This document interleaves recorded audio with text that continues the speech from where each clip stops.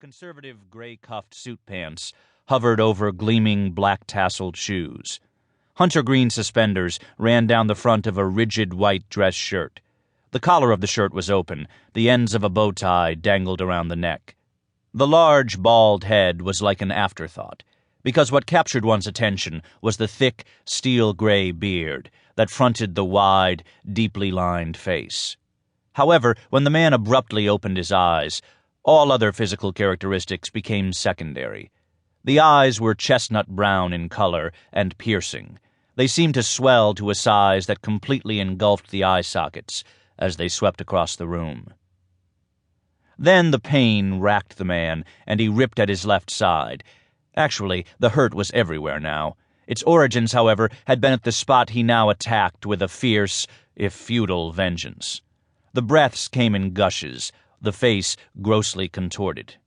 His hand slipped down to the apparatus attached to his belt. About the shape and size of a Walkman, it was actually a CAD pump attached to a Grashung catheter that was fully hidden under the man's shirt, where its other end was embedded in his chest.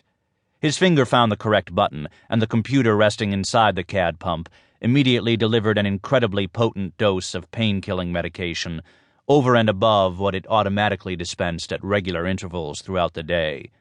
As the combination of drugs flowed directly into the man's bloodstream, the pain finally retreated. But it would return. It always did. The man lay back, exhausted, his face clammy, his freshly laundered shirt soaked with perspiration.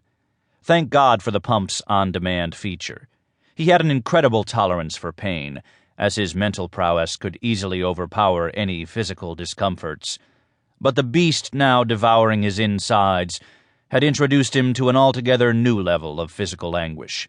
He wondered briefly which would come first, his death or the drug's total and complete defeat at the hands of the enemy.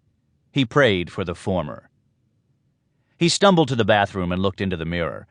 It was at that moment that Arthur Lieberman started to laugh.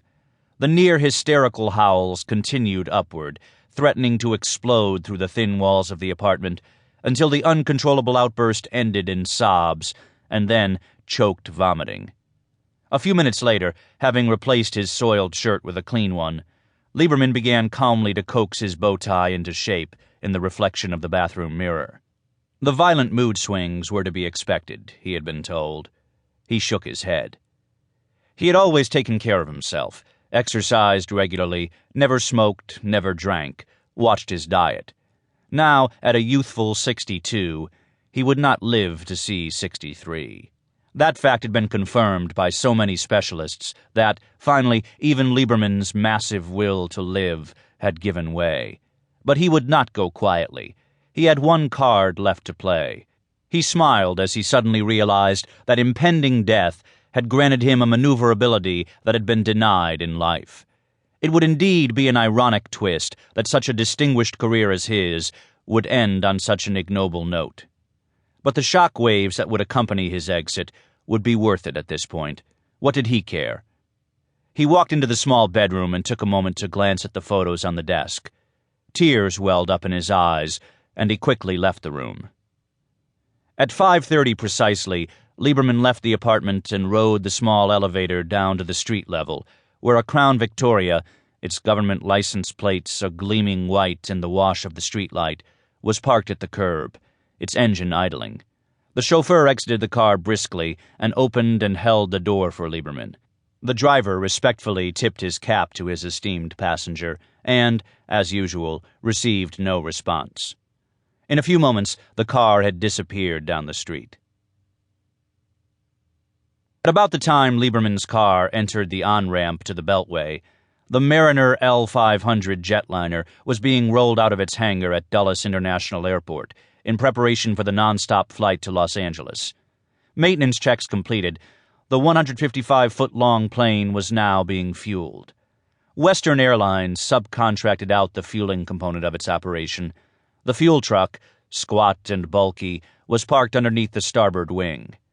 On the L-500, the standard configuration had fuel tanks located within each wing and in the fuselage. The fuel panel under the wing, located about a third of the way out from the fuselage, had been dropped down, and the long fuel hose snaked upward into the wings.